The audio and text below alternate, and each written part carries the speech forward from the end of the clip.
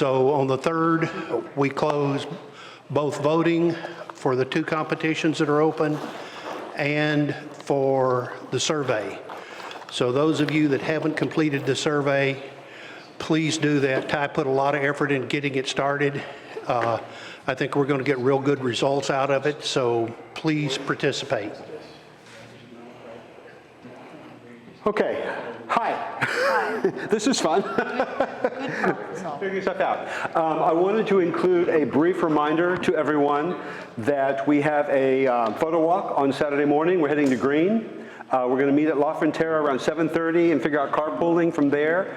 And the idea is to meet down at Green at 9 o'clock next to the general store. It's like a Green general store there on the corner by the parking lot. And walk around for an hour and a half or 2 hours and then go hit an early lunch and spend some time visiting and stuff like that. So hopefully the cypress trees will be colorful, I'm hoping. It is not a market day weekend, so I'm hoping that the number of people will be reasonable. We'll see what happens. And I hope that we'll find lots of interesting stuff, so hopefully y'all can make it out. And we'll do that. So, anywho, y'all good? Okay, we're good. So, apologies for the delay. As you can see, we're missing a television. We don't know where it is, so we're going to make do without it. What I want to do is I want to share some thoughts on printing. And I know it seems a little after the fact since we just had an effort to get into our exhibit at the Jester. But part of this order allows you to have gone through that exercise if you were an exhibitor, and then kind of do a post-mortem on what happened, your experience, and then look at things about that you can do to maybe think about how we can make things better, faster, stronger, you know, like the $6 Million Man, and overall more pleasant. So I wanted to kind of talk about some things this morning, or this afternoon. Specifically, I intended for this to be about 45 minutes worth of material. I want questions, and I want challenges from those of you who do print, okay, Mr. Burkett, to name one person. So I want to have a little bit of a dialogue. I don't want it to go off the rails, hopefully, but I do want to have a little bit of a dialogue, and I would like to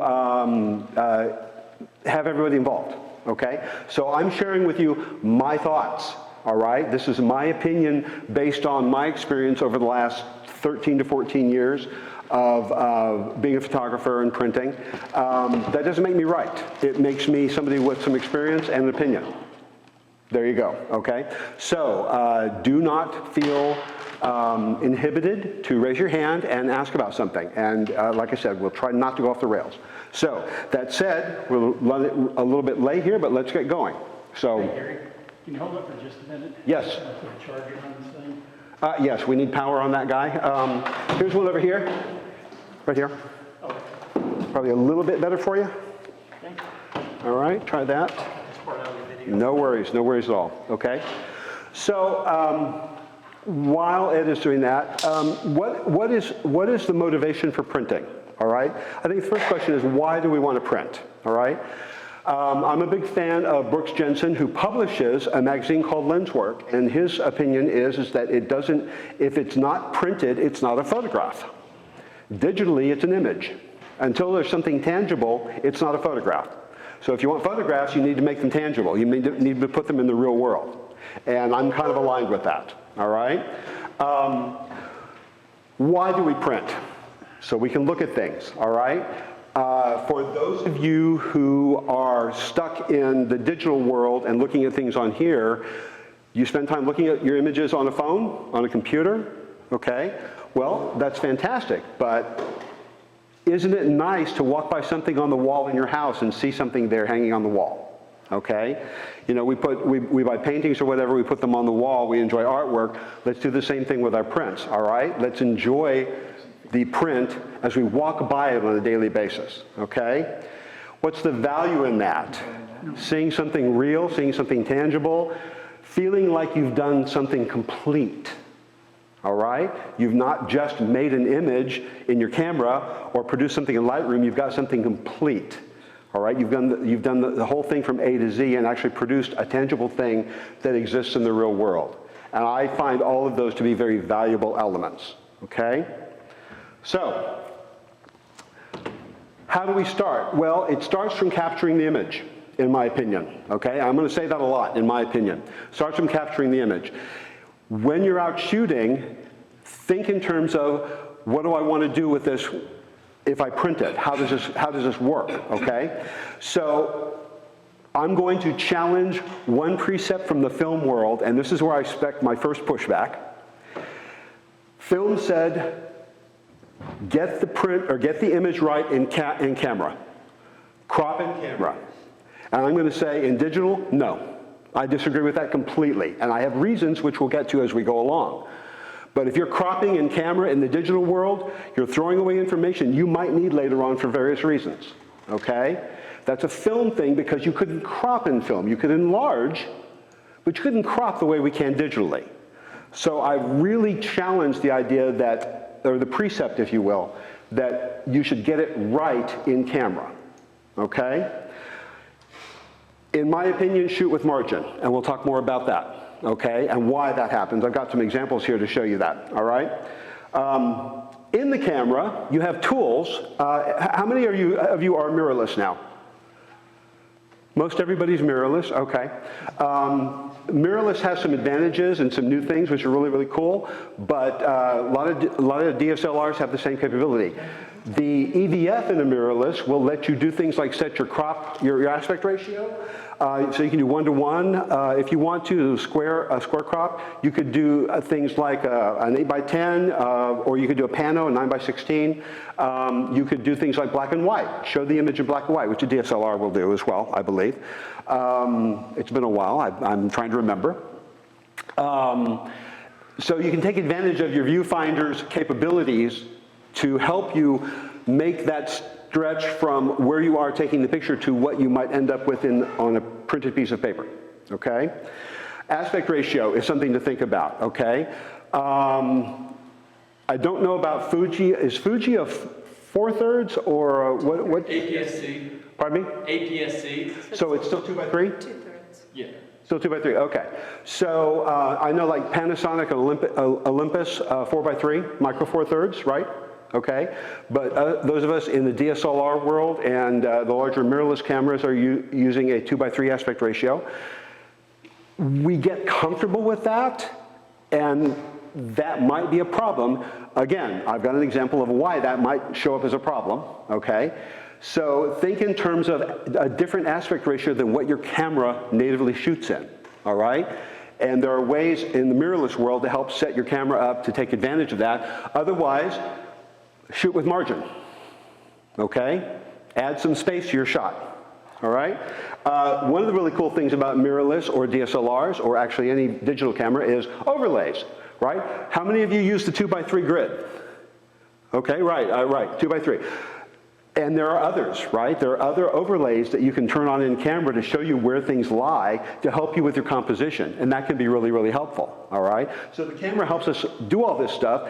And when we're talking about thinking in terms of printing as the end goal, we can set things up in the camera to help us get there easily, right? With a plan to be there at some point, okay? Sidebar. I was a 2:3 person last year. I'm an 8:10 person this year. I don't know where I'll end up with next year. I might be a 1:1, okay? The point is that I start looking at different aspect ratios to think in terms of what the composition is, where it fits in the frame, what it might look like printed, okay? Challenge yourself. I'm going to challenge you to challenge yourself to get away from thinking in terms of what the camera does natively. That's my only point, okay? Nobody's raising their hand, so we're okay. Cropping. Yes, sir. Why would you choose one of the known ratios like 1:1 or 16:9? What's wrong with 10:16? There's nothing wrong with 10:16, okay? I mean, if I wanted to allow myself every option available, I would shoot 8:10, 4:5. And I would back the hell up and capture all this space so that when I wanted to, I could crop to 16:9, 16:10, 4:3, okay? 2:3, 1:1. right? I have the option to do that because I've got the margin, all right? So the point I want to make here is that as long as you're intentional, you're going to help yourself. So think about it up front rather than after the fact when you might have problems, and use other solutions to those problems. We'll get to that. That answer your question? Okay, cool. All right, cool. Let's see. So I mentioned filling the frame. Again, not a fan. I'm just not a fan. And I'm gonna, let's see. I think, let's see. Okay. Yeah, we're going to talk about that. Let's talk about filling the frame. Why don't you want to fill the frame? Okay, so I went and I was a bad person today, and I went and took pictures of somebody's canvases in a display and looked at the edges. And this person got stuck with mirroring their image onto the edges of the canvas. Now, how many of you have printed on canvas? Have you had to deal with the mirroring or the edge or whatever? Have you had to choose something besides the display around the edge of the canvas? Okay, well, if you don't shoot with margin, you get this kind of thing, where you get these little weird things on the edge. Personally, not a fan. Yes? Viewfinders often show 95% of what you're looking at. Okay, so very good. Well, at least in the mirrorless world. Well, actually, you're right. DSLR world, yes, they do. Yes, they do. And if you know that and you think about it, you can take advantage of that. That's a very good point. But if you fill the frame that you're looking at, And then come in, leave yourself space. there's going to be something missing. Yeah, yeah. That depending on, like, if you look at like a 16 by 20 canvas, that 2 inches that you want around the edge is actually a pretty good chunk. It's like almost 20%. So it's a little bit larger than that. But thinking in terms of margin and knowing the margins there will help you. So when I went to Caddo a couple of years ago, I took a shot and I backed up. Right? This is a wrap. This is a full wrap on a canvas, no mirror, because I'd already had a canvas made that I had to do that to, and I was not a fan. Okay? So if I'm thinking in terms of making something available for a canvas, I will provide plenty of room all the way around. Okay? Take that into account. I do not want to do a black edge. I learned the hard way, okay? I've done black edges and I don't like them, okay? Yes, sir? Well, nowadays too, yes, probably you want to shoot with more margin, but if you forgot to, you could still use generative fill expand So in we're going to get to Photoshop. that. We're going to get to that, okay? And that's absolutely right. Now we can. Now you 5 years ago, not an option, okay? And so this is based on my experience over time, but yeah, now we're getting more solutions to those problems which we can take advantage of. So I think that was everything I wanted to talk about, except one more thing. Calibrating your display. How many people have this? Everybody have one of these? No. Okay. If you are serious about your photography and you don't have one of these, you need to get one. Okay, 150 bucks. 150 bucks, I think is what they cost. You know, they're not terribly expensive. Something to help you calibrate. The biggest problem with displays is we run them too bright. This thing will help you tone down the display based on the ambient light to help you come up with a visual in your workspace that will translate to both the digital realm as well as printing, okay? Plus it will get you the right color, all right? My monitor at home that I'm currently using, every time it boots up and it loads the profile, the color profile, it goes from this really nice kind of bluish, crisp, beautiful pink to a very yellow place. And my pictures come out fine. Okay, so I trust the calibration to do the job and give me something that gets me the proper results. Yes, sir, microphone.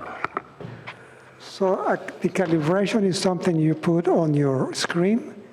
Is that what the calibration is? Excuse my ignorance because I'm a beginner photographer. Okay, so what does calibration mean, basically? Yeah. Okay, so what this guy does is you plug it into your computer, and you basically put this guy over the screen, and it runs the software calibration scheme, a bunch of colors and brightnesses, and then it gives you a profile of the screen that gets you accurate color, or as accurate as it's going to be able to with the device you have. Okay. It makes it so that the computer sends the information to the screen so that the colors are correct. So the color is correct, right. It's not something that's independent of your computer. Right, right. It's a profile in the computer. So you're looking at this. There's a profile running right now that they set up. I actually did this last night, so it was fresh. And so this is calibrated today. Merci Okay. beaucoup. Pardon? Merci beaucoup. Yeah, okay. Yes, sir. And you can also go down a deeper rabbit hole and calibrate your camera too. Come up, well, a profile for your camera. Okay, so Stephen's talking about profiles in the camera. I didn't want to get to that necessarily because that's a whole rabbit hole. So I will point out that yes, absolutely, there are profiles in the camera. I personally shoot neutral because I know that even in RAW, I'm going to be able to make choices later on. Okay. And I almost always make choices later on, okay? But I know Jerry and I were talking earlier, there's a seminar going on now, and a guy was talking about doing everything in camera with appropriate profiles. So it depends on your workflow and what you want to do and how you want to do it. Absolutely, though, profiles in camera, profiles here. But again, all intentional, right? Yeah. Okay, I think being aware, understanding your equipment, understanding your workflow, and making intentional choices is what this is all about, okay? Yes, sir. On the calibration, Yeah. well, it's been a while since I've used mine. It's not working? I couldn't hear you. Sorry. I'll try to speak louder. Now, I don't know how it works technically. I know what it accomplishes. Right. Is it allowing for the ambient light when it makes these adjustments? There is at least Several of them do. several of them do. The old driver on this one actually said, if you want to measure ambient light, do this and set it down, and click OK, and it'll measure the ambient light. Okay. The step I went through yesterday, I passed that. I didn't even bother with it. The spider one has a sensor on the outside that's getting ambient light as it's reading. Yeah. Okay, so if I had the spider that has that feature, it seems like, and I'm wanting to know if I'm thinking correctly. Yeah. When I calibrate and I have ambient light that has been measured, in a perfect world going forward, I would always edit my photos using the same ambient light. Yes. Ideally, yes. Okay. All right. That's what I thought, but I thought I would run it by. Yeah. Like if I were completely retentive, it's not the word I was going for, but if I were completely retentive, I have blackout curtains in my office. And I would close the blackout curtains, and I would close the door, and I would turn off all the lights, and I would have simply the display, and always work that way. Yeah. Okay. I have curtains too, for that reason. Yeah. Typically, I work with daylight coming through the window, and I leave the lights off, so I get around a 5,500 Kelvin, and that works pretty well for me. But yes, ideally, yes. But if you're in an office and they have fluorescent lights, or you're doing it in this room all the time, that yellow light would affect what you're seeing, so it would adjust some to try to make it so it looks right. Yeah. You and I, our flesh tones look good, but if we saw outside everything we saw in here, I think we'd be blue. Is that, or we'd be super yellow? I forget which. Well, if we compensated for Fluorescence this, green. We'd be blue, right? Yeah. Yeah. LEDs blue. Green Yeah. under fluorescent, blue under LEDs, yellow under tungsten, Yeah. and notably so in each case. Yeah. Like the Matrix, remember when you're watching the Matrix at the beginning and everything's green? Yeah. That's what it looks like. Yeah. Everything be wrong. Yeah. Right, because this light is horrible. It's not, despite the fact that they're trying LEDs in there, it's still horrible, and there's fluorescent back there. Anyway, so computer calibration, absolutely critical if you want to do precise work. Some people swear by calibrating by eyeball, and there's things you can do if you don't have one, but personally, I think it's worth the money, just to save yourself some trouble. So we went through those, that guy right there. So editing. When we're talking, and this is where I'm going to get into an example here in just a moment. When we're talking about editing, a couple things that are important to think about with respect to printing, which is one, contrast. Okay, contrast is really critical because your output device or your output substrate is directly related to your contrast, all right? So you have to know where you're kind of going, and so I've got some paper here and stuff that we'll talk about, and Stephen had some pictures too. But contrast is really critical. You might want to tone your contrast down to have things fairly calm. You might want to pump your contrast up to have things very sharp and distinct. But it's an element that is important to think about. Specifically, black points and white points. Everybody know how to set their black and white points? Okay, okay, all right. So I'm not going to show you how to set them. I'm going to show you how to see them. So we're going to go to Lightroom. Where's Lightroom? Okay, and actually that's not what I want here. Okay, oh, that example? No, I'm not going to be able to see that. Okay, this guy right here. So I brought an image up, and I'm going to pop over to Develop module. The histogram in the Develop module is up here in this upper right corner, right? And I'm sorry, I'm using Lightroom. I know it's not the only editor out there. It's what I use, okay? I apologize. I am not conversant in talking about the parallels with Luminar Neo, Affinity Photo, or any of those guys, okay? I use Lightroom. It's like, we can talk later if you want to, but I'm going to show you what you do in Lightroom. In Lightroom, there's a histogram up here, and there's two triangles in the upper corner, and those triangles tell you whether or not you're hitting the blacks or the whites. If you want to see it show up in the image, the shortcut is J, and I'm not seeing a whole lot here, but you can see my triangle in this upper corner turned yellow. All right. If I were hitting my blacks, I would have a triangle down here in the black, and I'm going to show you by exaggerating things. Let's take the black point way down here. Okay, now I've got a tone control on here. Maybe not the best one. Nope, that's okay. Yep, sure. Okay, whites. Where are my whites? It's very hard working from the side, I'll tell you that. Okay, you can see some red starting to show up, okay? The blacks will turn blue when you're hitting the black, 0. The whites will turn red when you're hitting 255, maximum, and that shows you where you're going to either blow out your whites or you're going to saturate your blacks, all right? Critical point, because things are too dark, they will not translate to the printed page or the printed item, all right? You will lose detail in the blacks or in the whites, and you want to avoid that. So J, to turn these triangles on and see what's black or white, is very important, and you can adjust it accordingly.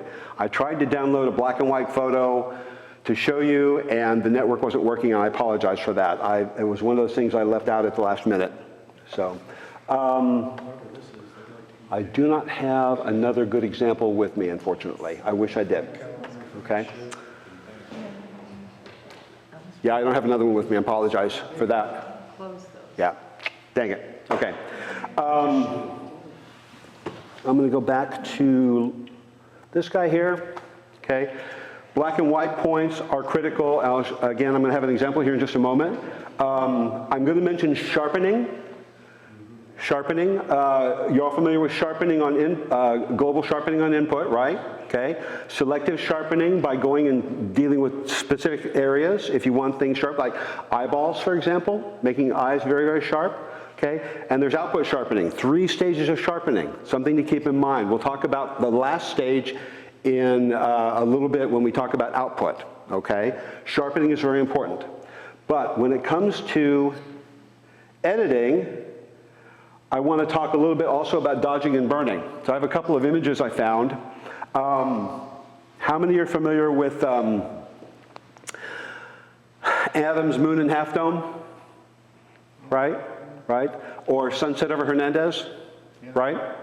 Typical ones, okay. I couldn't find the markup for those, but I found some markup for some other ones. So this is a shot of James Dean, okay, and I don't remember the photographer off the top of my head, but I did find this online. This is James Dean walking on a street. This is the markup for dodging and burning this image, okay? So if anybody ever tells you that the film people got it right straight out of the camera, they lied, okay? This is what they worked with in the dark room, dodging and burning with pieces of paper and light to try to get an image to come out looking like that. And you can see the difference between those two images, right? Distinct. Here's one of Audrey Hepburn peeking out of a car. Lots of markup on that one too, all right? They do an image, they go back and look at it, make marks, and repeat the process again. Okay. We talked about editing. We talked a little bit about editing things like contrast and stuff. Let's talk about aspect ratio, all right? When it comes to aspect ratio, you take an image with your DSLR or your mirrorless camera and you get a 2/3 aspect ratio. That's great. Who prints in 2/3? It's not a rhetorical question. Who prints in 2/3? I have, but it takes a lot of trouble to find a frame, right? Or you mat, okay? 2/3 is not, we don't do 2/3 in this country, right? And Europe doesn't even do what we do. Walgreens 4x6. Yeah, that's what everyone, Ritz camera always did, but I mean for small. Right, 4x6, right? Who puts that on the wall? Right? We don't put that on the wall. We have those and we carry them around, okay? That's the only 2:3 ratio. 20/30. That's, okay, so you're either this or this, right? Or poster size, 24x36. 24/36. It's another, so posters as well. Give me something in between, all right? Not common. And a lot of times people like 8x10s. They like 5x7s, right? They like smaller things that fit in places they have, as opposed to large prints where they don't have any room for them on the wall, okay? So if we're looking at something like an 8x10 or a 5x7, thinking in those terms, if you're not thinking with your 2x3 print that I might have to do this in my shot so that I can crop to the right thing, you might find yourself in trouble. So going back to what Stephen pointed out, which is the generative fill, I have an example here, and I got to find it now. So I'm going to do this for just a moment. G. Oh, right there. Okay. Okay. So let's look at this guy here, right? This is a 2x3 shot, right? This is an 8x10 print. Crop that as is to get it to fit in here. Can't do it. Okay, there's too much information in this 2x3 shot on the left and right edges to crop it to 8x10 because you have to bring in the sides. So what do? Well, it turns out that, thank you Adobe, Adobe has given us the ability, edit in, Photoshop, edit a copy. Adobe has given us the ability to fix that problem relatively easily. Okay, so I've got the crop set up here for 8x10, and what I have to do is I have to stretch the top and then center the image, more or less, all right? So I've got my 2x3 in there, and I've got some room at the top and room at the bottom that I need to fill, and so the generative fill, which I'm set up here, generative expand, and I'm going to click this, and then I'm going to answer the question by not actually typing anything, and it's going to load it to the servers, compute, and download the result. This is why we need network access here. Wait for a moment. And it fills in the top and the bottom beautifully.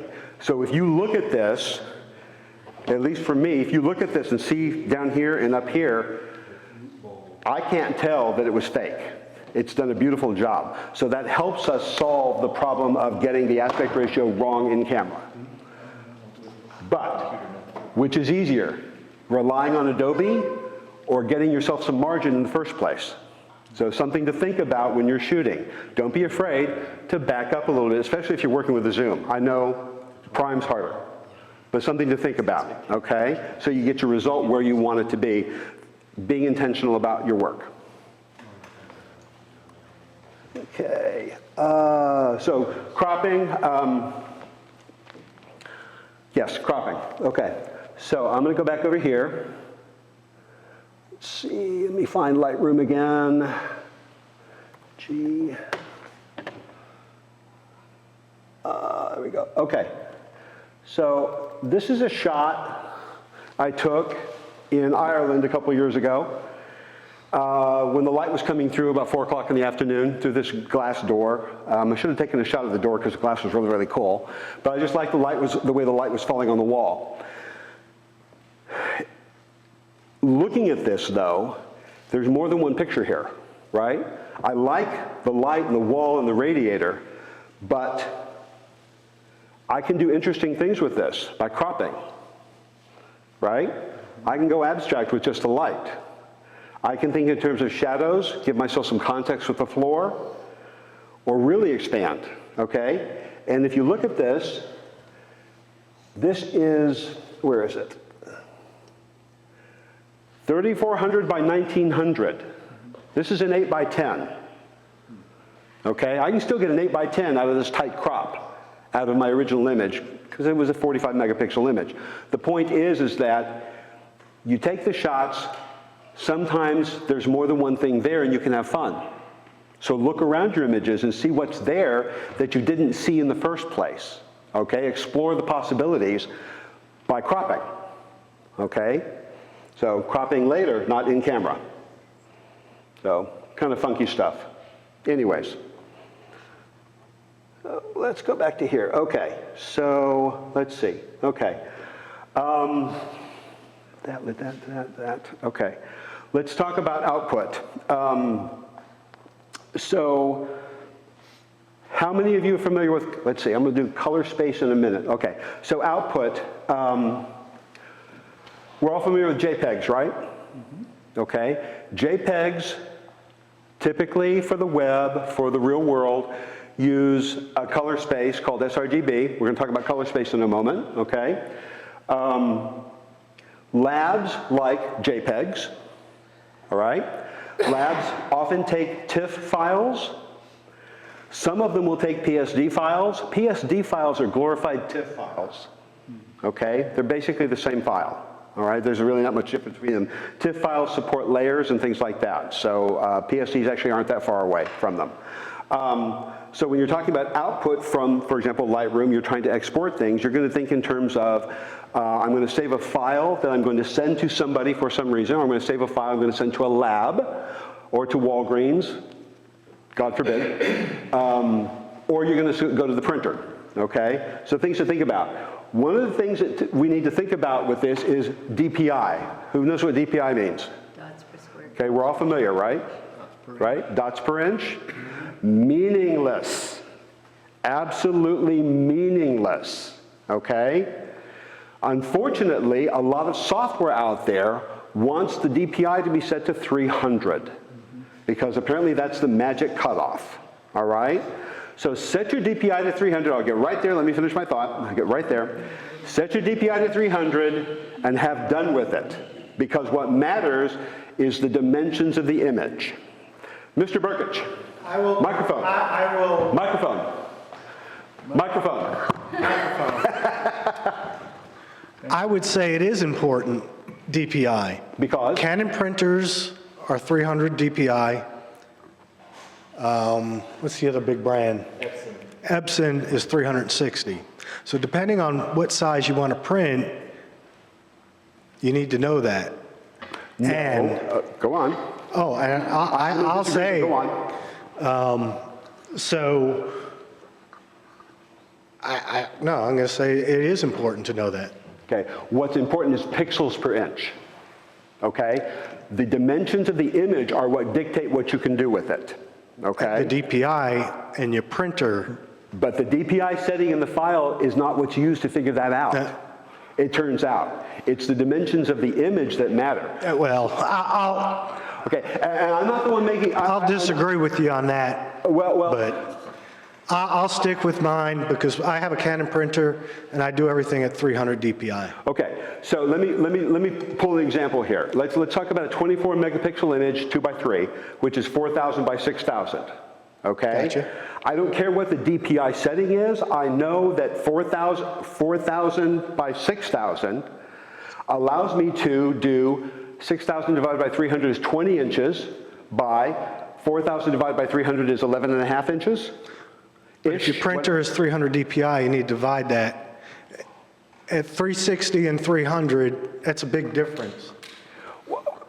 The point I'm trying to make is you can do the math in your head and figure out what you can go up to at 300 DPI resolution. Because if your printer's native DPI is 300, doing it at 360, you're not going to come out with the same size image.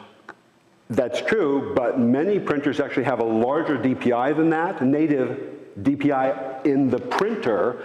I do my Epson 3880 at 450. And it reduces it down to 360. Pardon me? And it's going to squeeze it down to 360. Actually, no, it doesn't. I've done a test, and you can tell the difference when you do pixel peeping. So, but the point is, the driver knows what to do. I'll send you a link to the Epson printer guy talking about Epson printers and all I that. haven't heard him, so okay. Yeah, I can't argue with that. All I know is I've done the test on my printer. Because going above and beyond isn't going to do anything for your image. Interesting. Interesting. Because it's going to do it at 360 DPI. Now, Epson also, the way they print is different than Canon. Okay. So Okay. there is a big difference there. I will stick to my point, which is the dimensions of the image will give you an idea of how big you can go. Okay? Smaller is always easy. Big is the hard part. Big also involves viewing distance, I think, and the substrate. Yeah. What you're printing on. Okay? So I stand by set it to 300 and be done on output. I think it's just easier that way. But if you set it to 300 and print on an Epson that's 360, it's going to do its own little math calculation. So depending on how you print and how particular you are, there will be a difference. If you're not particular, then by all means. Okay. Me, I'm very particular. Okay. And there's a whole process I go through when printing. Well, and there's a lot And to this, yes. between the bicubic, the color space and all that, whether it's relative or whatever, Perceptual, yeah. perceptual, there's a whole art to that too. Because Right. Which we're not going to, I wasn't intending to get into. There's obviously a large rabbit hole there that we can talk about.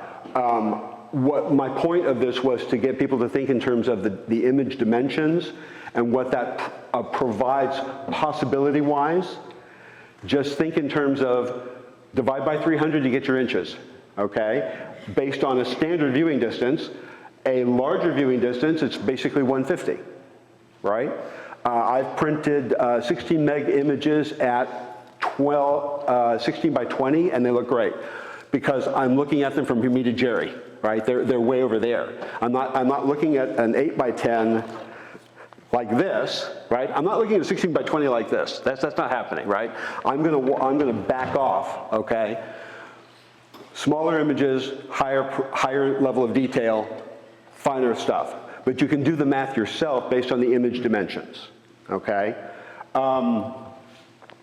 Now, Stephen did us a favor of mentioning color space, so we're going to talk about that for a moment. Y'all are familiar with sRGB, and you've heard of Adobe RGB, probably in the camera, and ProPhoto RGB, okay? Do you know how those work? Okay, let's talk about those. So, color space or gamut. Gamut is defined as the range of colors that can be accurately represented by a device or measured by an input device, okay?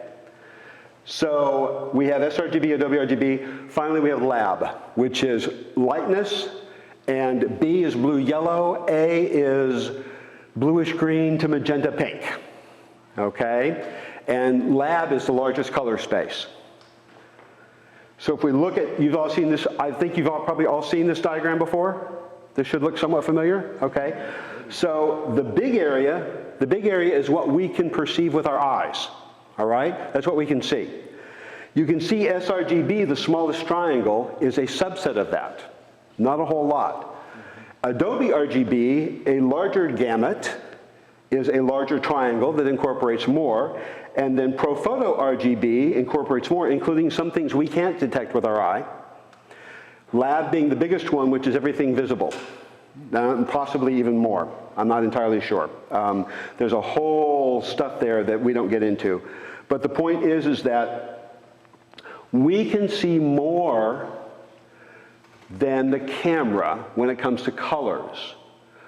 We can do more in the real world than the camera can record, okay? Which is an interesting problem, okay? I ran into this, my first experience, use the word, my first experience with this was a painter asked me to take digital images of his paintings. And I said, okay, great, you know. So I got the lights, set them up, put the paintings up, got the camera set up, took the pictures, made sure that they were properly lit and all that kind of jazz, and we got the texture in the canvas and all that wonderful stuff. And then I brought them into Lightroom and started working with them and found out that the blues were wrong. I couldn't find the blue, and I couldn't find other colors. And then I had to go down a rabbit hole and learned that the camera can't see all the colors that the human eye can see, and paints often show that up. So a lot of times with colors that painters use, you can't capture that. That's why looking at a representation of a painting on a screen is never the same, because it will never accurately represent the painting itself, okay? And the problem is made worse by the fact that most images are sRGB. So we've squeezed our opportunity in color to a very small space, when wouldn't it be nice if we had at least maybe Adobe RGB, more options, or ProPhoto RGB, wouldn't that be great? But making devices that talk those colors becomes prohibitively expensive. Okay, my other laptop at home is actually an Adobe RGB laptop. Okay, I had to pay money for that. All right, with this laptop, I decided it wasn't worth it. Okay, because everything's sRGB. All right. Gary? Yes, sir. I want to say one thing about camera calibration. Yeah. I've calibrated a lot of cameras, about half a dozen Nikons and several other brands. And one thing, when Josh was here, one thing he told me was, when you calibrate a camera, the blues always get better. And I found that in every case. If you calibrate your camera, the blues are going to be better. Yes, I think that's a very good point, is that calibration will help you get a more accurate capture of what the camera sees to the best of its ability. So again, these things all tie into one another from beginning to end. It's very helpful to start with calibration, to start with proper technique, and to end up with something that you think is good. So somebody contacted my wife, and she had painted a winter scene and was giving the painting away, but wanted the scene captured so that she could have a print of it. And so I made her a print. This is close. Turn it this way. You notice? Oh, sorry. Oh, sorry. Yeah. Oh, look, a real-world print. I have to show the camera. But it won't be accurate because it's blue. Pardon? It won't be accurate because it's blue. Right, exactly. So I struggled. I mean, I used a gray card. I made sure I got the white balance correct. And I still had to mess with it because of the blues and greens. It was still hard to do, all right? She was happy, right? The painter was happy with the results. But it took me a couple of passes of walking away and coming back and thinking about it and looking at it with the painting there, with the painting in front of me to get the thing to match, okay? It's hard, all right? But these are the challenges you run into in the real world when you're printing, okay, and to be aware of, all right? But she was happy, so we got this cute little print here. It was lots of fun. I need water. Look at this. I'm trying to keep an eye on the clock, too. Okay, so here's a diagram that talks about gamut and what percentage of possible colors. Adobe or sRGB, 36%. Isn't that sad? I mean, I think that's sad. It's like we're losing 2/3 of the colors, right? Wouldn't it be cool? Cameras will never capture neon, for example. Neon colors, neon green, neon yellow, neon blue. Cameras cannot see it. None of the neons, because they're outside the gamut of what a camera can see. Okay, there's one example, all right? Adobe RGB, 50%. Woohoo, better. ProPhoto, I think what are we up to is 90%? 90%, wouldn't that be fantastic? You know, I'd be happy with everything being Adobe RGB, at least 50% of the colors, you know. So this just kind of shows you what we're up against when it comes to color representation in the digital world and in output versus the real life thing in the first place, okay? This funky looking weird shaped blob in the middle, that's CMYK. CMYK is what printers use. So when you're going to something like a magazine or what have you, they're going to do a CMYK process, cyan, magenta, yellow, and black. It's even worse than sRGB, okay? So when you go look at a book that's reproducing artwork and having nice images and it costs $125, there's a reason it costs $125 because that offset printing to get anywhere near something representational is expensive, okay? We're up against reality and physics, unfortunately, okay? Be aware of that when you're thinking in terms of what you're going to do with your work. Okay, let's see. Okay, Stephen's probably going to pitch in here. So you have a couple of options. One of which is, when it comes to taking your work and creating something tangible, is to own your own printer. Okay, and we're coming down to the end here, so I'm going to come in at 45 minutes. Yay! Okay, you can own your own printer, okay? Or you can use a lab, let somebody else print for you. When it comes to owning your own printer, who owns a printer? Okay, a few of you own a printer. Okay, who owns a vacuum cleaner? Who owns a vacuum cleaner with bags? Okay, most of us have given up on that, right? Thankfully. Who used to own a vacuum cleaner with bags? How much did the bags cost? Right? That's the model for printers. It's not the printer, it's the ink that they're getting you on, right? The printer itself is not that bad. I think they lose money on every printer, but they get you in buying the ink for the printer, okay? They sell it to you in these little cartridges that appear to cost a lot of money, right? They feel painful because you're having to buy $100 worth of ink and it's so tiny. Okay? Or if you're like me with an Epson 3880, a full set of ink cartridges is now up to $650, I think, is what I'm having to pay now because it's an old printer. If you want to own a printer, do the math. It's actually not too expensive to own a printer, all right, if you do enough printing to make it worthwhile. Compared to having a lab print for you, they're about even. I think sometimes the labs are a little bit less expensive or a little bit more expensive depending on who you go to.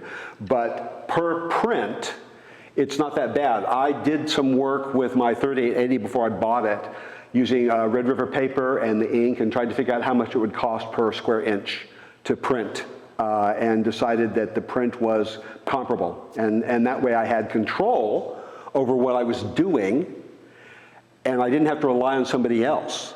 So I went ahead and bought a printer, still happy with it, still works. I'm very, very comfortable with my choice, even to this day, and it's been almost 10 years, okay? If you own your own printer, you have to deal with things like paper. We're going to talk about paper in a moment, okay? You have to deal with paper. You have to deal with ICC profiles, okay? Profiles are the way that your software talks to the printer driver, and convert your image into something the driver understands. And you have to deal with the expense, which we just talked about as well, okay? If you want to use a lab, lots of them out there. WHCC, Miller's, Bay Photo, H&H, just off the top of my head. Art Direct.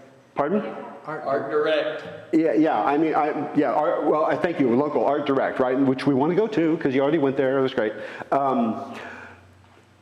What's the advantage of using a lab? First of all, you don't have to make the investment in the hardware or the paper, because you don't buy a sheet of paper, you buy a pack of paper.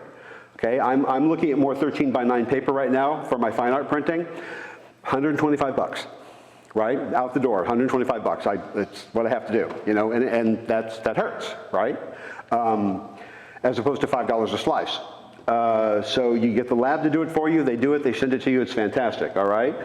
Turnaround time, you can't do it immediately, right? So you're going to use a lab, you're going to wait a couple of days before you get it back, or even with Art Direct, maybe a couple of days turnaround or a day turnaround, okay?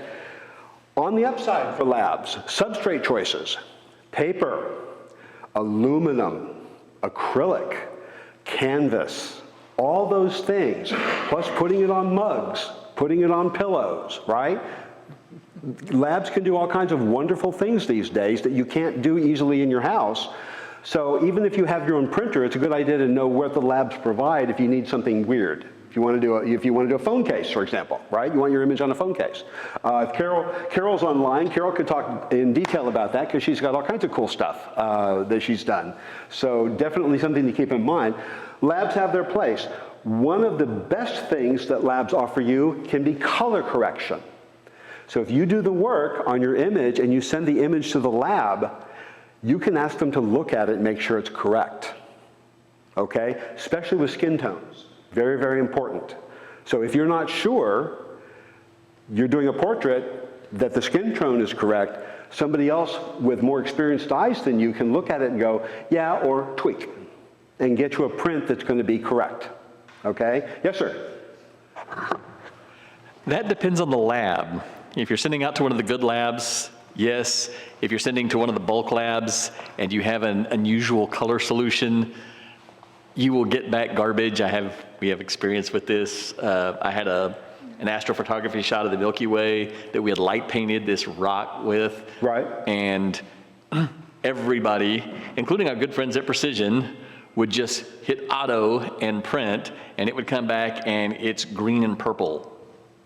And so you make sure you pick your lab when you do that. Yeah, you can tell, don't touch my image. Print it as it is, right?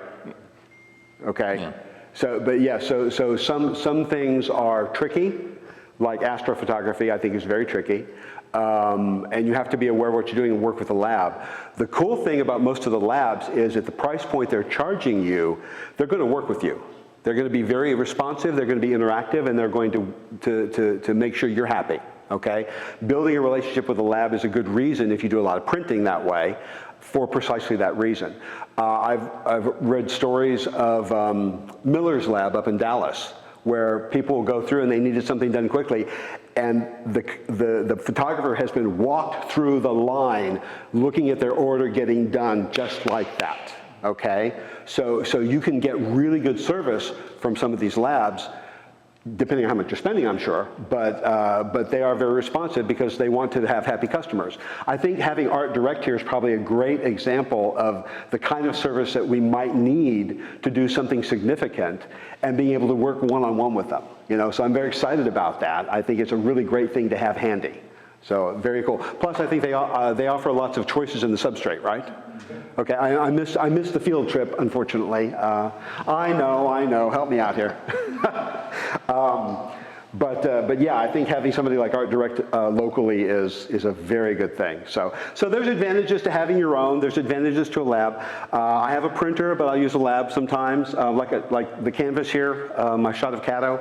I forget who I went to with this one, but I don't do canvas. I can't do canvas. I'm not going to do canvas because I'm not going to print it. I'm not going to staple it. None of that stuff. I will pay somebody to do that for me. Okay. I think we kind of wrapped that up. So Right, that was the end of that. So I want to talk a little bit about paper before we wrap up here. So things we can do. So we talked about this little guy here. This is cool. Things you can do. Get out of there. Come here. Things you can do. You got a project. Lots and lots of pictures. Go print your pictures, right? Get some tape. Stick them up on the wall. I don't care about these. It's no big deal. Okay. Stick them up on the wall. Walk by them every day. Look at them. Rearrange them. Think about them. Consider them. Okay? Get your work printed, even if a 5x7, up on the wall and live with it for a few weeks. And figure out what you're going to do. If you're trying to cull images, I mean, I've got 13 here, which is way too many for a small project.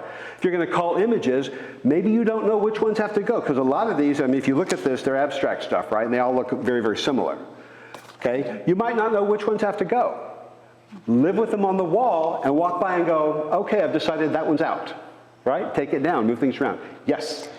And another thing, when you're printing, you want to know what you want to print on. So if you want to do acrylics, or if you want to do metal, or if you want to do this kind of paper or that kind of paper, your color correction will depend on that.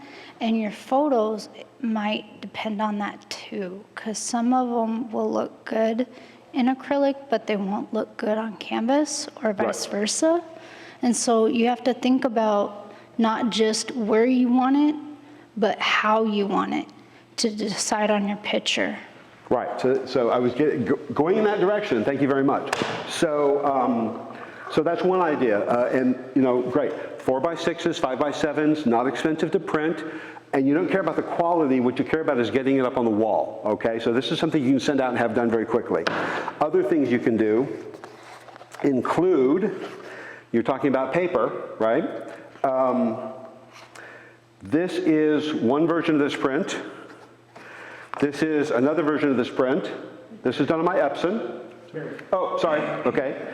These were done on my Epson today, okay. One of them is, this is Epson watercolor paper. This one here, very textured. This is a very smooth, ultra smooth from Hahnemühle, okay. So you can come up and look at these and see the difference between these. Distinctly different, even though they might look from back there the same. This is from a Canon, I forget what it was they had the other night, but this is from a Canon printer, okay? So if you look at that, they're not the same, right? They're clearly different. I mean, this is dark, all right? Now we're going to circle back to contrast and black and white points, finally. I promised we were going to get there. So if you look at this, lots of brightness here, okay? It's a little darker than I would have liked. What's missing in this print is all the detail around the edge. I put a texture on the corners, on the edges, all right? All of that detail is missing in this print, okay? I am not happy with this print, but I'm showing it to you for an example because it demonstrates something to be aware of. When you're printing, black shadow details, highlights not overblown. All of these things have to be attended to by you, the photographer, in your final output. And it starts with the capture and then the edit. All right? The whole thing, all the way through the entire process, to think about what's happening, making sure you don't lose any detail. But yeah, this is detail, no, not good, okay? Because I love paper, I sat down one day and printed on lots of different papers. Now, not this one. I think it's this one. May have been that one. I think you can tell the black is not black, right? Black. Very dark gray, all right? So the paper matters. How it performs for your print matters. Knowing what you're trying to do will help get you to where you want to be, okay? But papers perform differently. Here's one. I think I've had this in competitions before. So this rose, right? It's kind of small. I'm going to turn over here so we can see that. All right? So we got that guy. Lots of black there with the reds, right? Lots of black with the reds on this paper. Okay, this is a matte paper, by the way. This is not glossy. Lots of black with the reds. Okay. Paper's really thick. Is it that one? Okay, I have to look at it now. Ah, here it is. Lots of black with the reds, not black. And you can see from back there, right? Distinct difference, okay? Same print, same image, right? But putting it on paper that doesn't perform necessarily the way I might want it to, okay? So paper is a rabbit hole, lots of fun. Once you learn what you like, it's easy to work with it, okay? I have settled on like a couple of matte papers for my work that I like. I prefer matte printing. And then it comes to things like how color comes out, different kinds of things, different intensities, you know. So lots of different fun things here. And so I kept them because I wanted to go back and be able to refer to the paper, how the paper performed with some of my prints. Oh yeah, that's why I like that, or that's why I didn't like that. Okay. Yes, yes, sir. So do you soft proof? Pardon me? Do you soft proof and Thank you. I'm sorry. In the interest of time, okay. So soft proofing. Let me pull one up here. In Lightroom, you can soft proof and get an idea of. Let me see if I can find one here. Here. Here we go. Okay. Here it is. That looks familiar, right? Okay. You can soft proof in Lightroom, which will help you understand based on your printer setup, I believe. Yes. Okay. Based on your printer setup, how the image is going to translate to the output device or the output image, yeah. print. Pardon? Yeah, and your paper, the paper ICC profile. Right. So you have to go set up your printer and tell it what paper you're doing it with.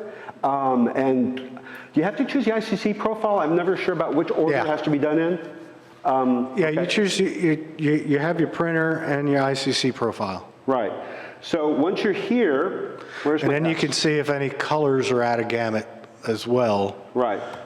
Based on what your printer can print. Oh, wait. Develop module, S. Yep. Okay. That one do it. Okay. Well, okay. Why are you not? There it is. S.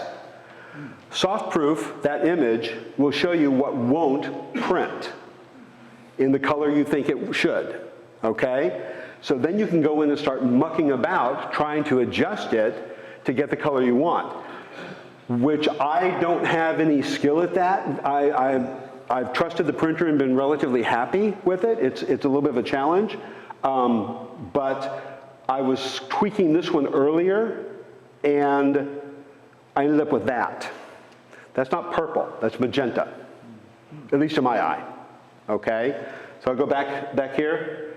Nope, that's the original.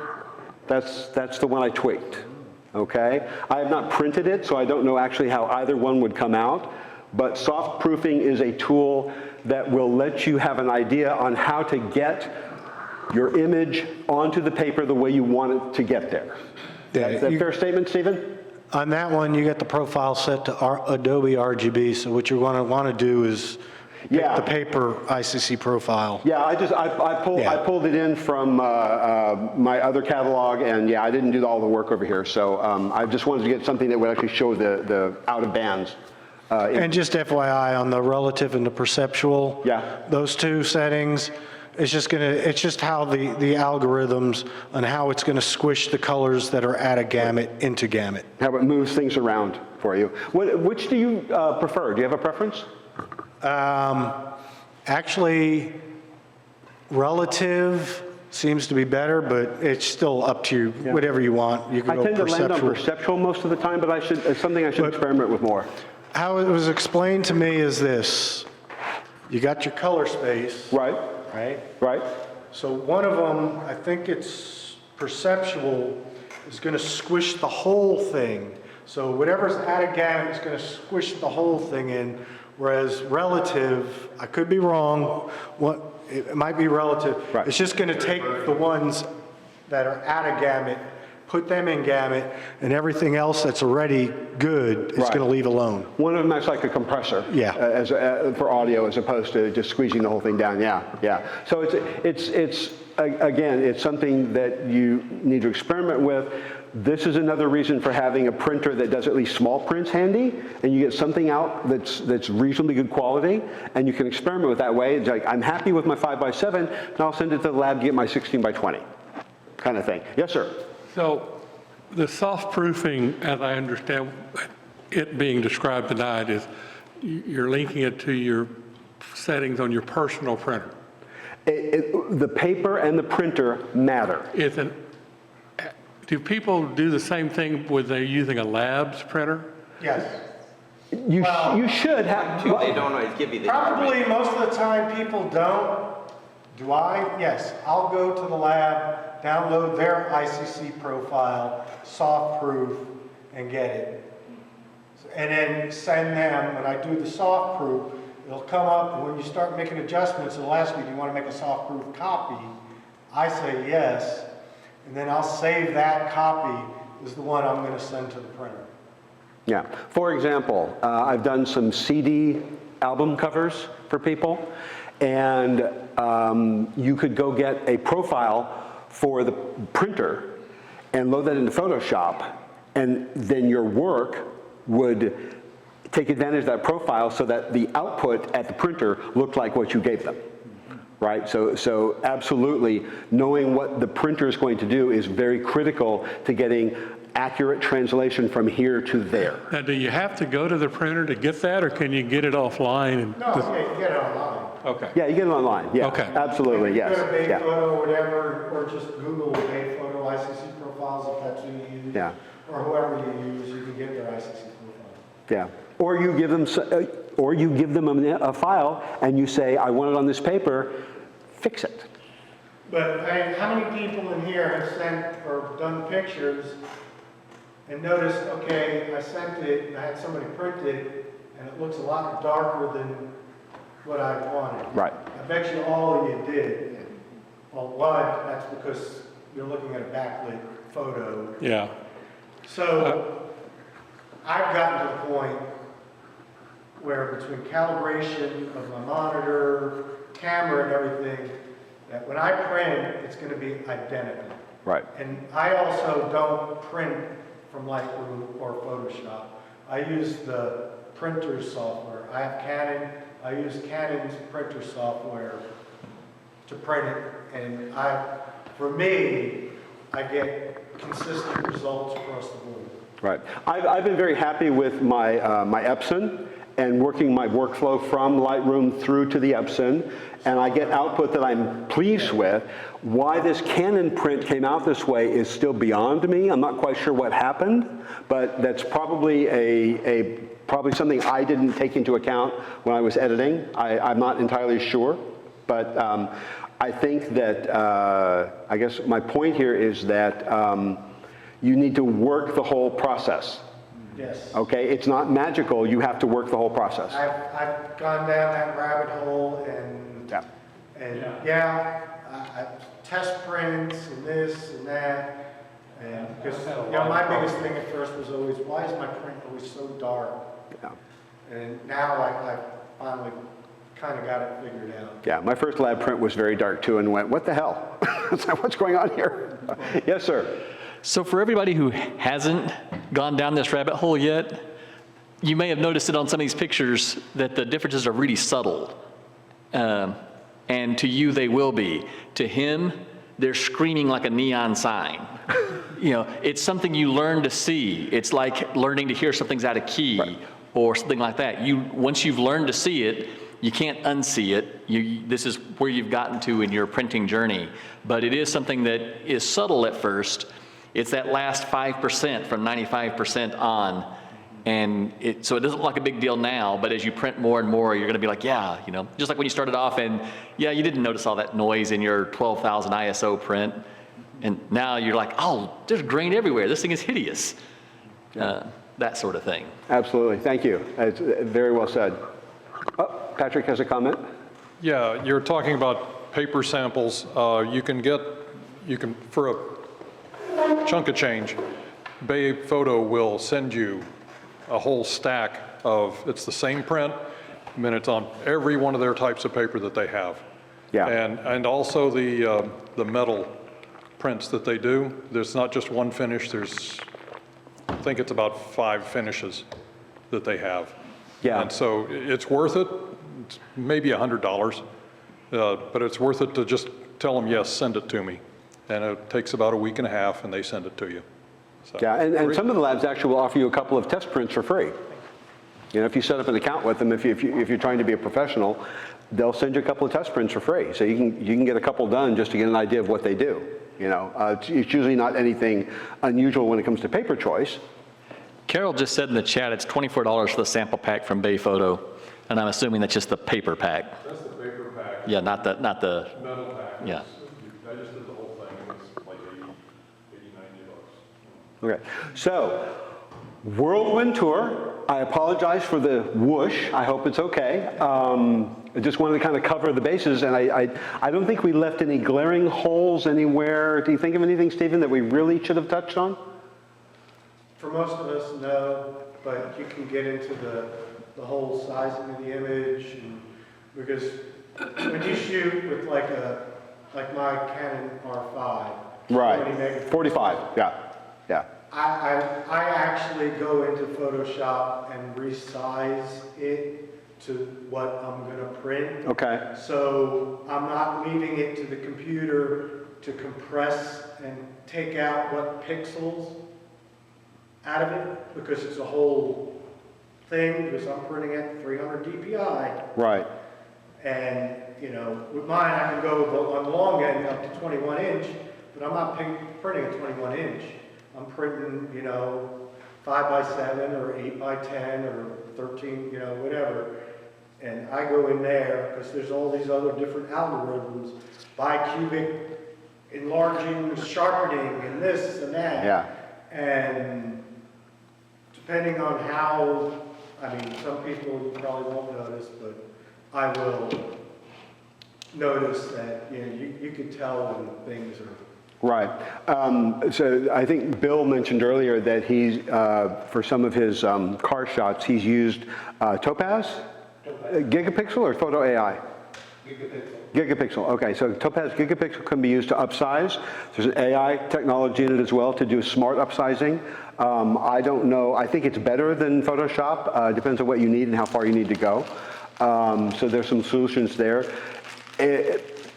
I generally take my big images and send them to the printer, and I don't worry about it too much. I haven't had a need to. Maybe I should, so it's probably something I should look at. You know, there's lots of options there. Again, another rabbit hole for resizing images, but something to just keep in the back of your head as far as, gee, maybe I should pay attention to this later, and we start asking questions. All that said, any questions on anything you want to backtrack to, or that we might have glossed over real quick? I have a comment. Say what? I have a comment. You have a comment? Yes. Okay. So well, early in my NAPfS journey, we used to bring prints in, like a mini show. You know, one photographer would be asked. Like Stephen did tonight? Like Stephen did tonight, you'd be asked to bring in prints. But I was like brand new. It was like my second or third meeting, and so I didn't know what to do. And so I grabbed a dozen prints or so, and I took them to various labs around Austin and had them printed, and then had people vote on which ones they liked the best. And in a near unanimous victory was the Walgreens on Old Wharf. Seriously? Yes. Precision Camera was definitely one of the others. I don't remember which the other ones were, but Were they printing in-house or going to their own lab? yes, all in-house. It was all local because I didn't have time. Interesting. Yeah. Interesting.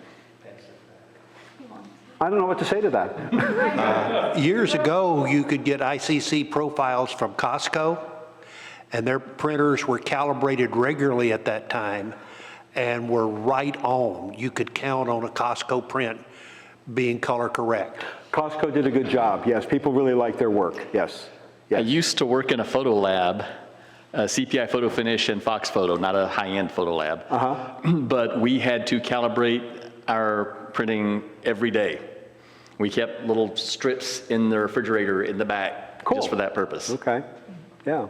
Yeah, I'm sure that went by the wayside. So, anyways, anything else? So, Yes, sir. and it may not be the right time for an in-depth conversation, but I'm curious if any of us have worked with Blurb, making books out of Lightroom using the Blurb company? Yes. I've done, And has anyone struggled with getting books back that have the color you thought it was, or the image quality you thought you were going to have? Because I have. They've come back looking much different than I expected. Yeah. And I don't know if that's just me or if anyone else has had that issue. So for my other club, when we had our exhibit as gesture the 2 months before this one, okay, and Mary put together what was a magazine, technically a magazine. It's about 40, 50 pages. And it came back and it looks pretty good to me, okay? And she did one for her exhibit at the Doherty last year? Was it last summer? yeah, very good. Or 2 years ago, whatever it was, her pandemic exhibit, and she was very happy with the results of that, okay? I've used them and done a simple hardback book, lay flat, that I had them do twice, because the first one wasn't very well done. So it's hit or miss. Personally, I think they're overpriced, and there are other printer shops out there that I think are worth exploring in deference to Blurb, but that's just me. Anybody else have a comment on that? No? Oh, okay. Does. Yeah. So, yeah, Blurb could be fantastic, and I've seen them do good work, but they are horribly inconsistent. Yeah, at least in my that's been opinion. my experience. Yeah. Okay. So, yeah. Carol in chat says, you want to use bicubic smooth if you are enlarging, or so I was told, and you can specify the paper when you order the book, and they adjust the price based on the paper you select. Yeah. Yeah. So, yep. So lots of options there. No, But who is this that you just? That's Carol Schiraldi. yeah. She's a member, she's just online right now. She's watching us. She's on Zoom. Okay. She's on Zoom. Yeah, she's on Zoom. I just didn't, Yeah. I didn't catch it. Okay. So that's all I got. Yeah, that's all I got. Okay. All right. All right. Thanks for your time. Appreciate it. All right. Cut. Do we have any announcements, Bill? Christmas party. Pardon? Christmas party. Oh, talk about the Christmas party. Somebody. Christmas I'm party gonna is sit down. December 5th at 6. Voting and survey are due by the... I'll stand up and talk loud. You can stand up and talk about the microphone. Accepted. The Clay you want to talk to, I can tell. But the Christmas party is the 5th at 6. It'll be here. And voting and survey are due on the 3rd of December. That's what I wanted to say, yeah. Please, if you have not filled out the survey, do it. Ty got us started off on the right way on that, Yeah, and then we didn't use that. and we have Take me with that. good information. It's an idea, a survey is something to try to get input from all kinds. So please take that up as a challenge. And the form that Ed has put on this page lets you sign up for something if you want to bring something. We'd like you to bring something. How many people are coming? Of the 16 people here, how many are coming? How many have plans to come? That's the plan. Good turnout. Okay, all right. We look forward to that. We'll have decorations and paper plates and everything of the season. We'll turn the lights on. And we'll turn But We might find the TV. we want to vote on the most popular picture, the People's Choice for the picture of the year. That's going to be a real neat thing to do. So vote for that too. You can choose 5 pictures, rank them. I believe that's it. Thank you, folks. Take care.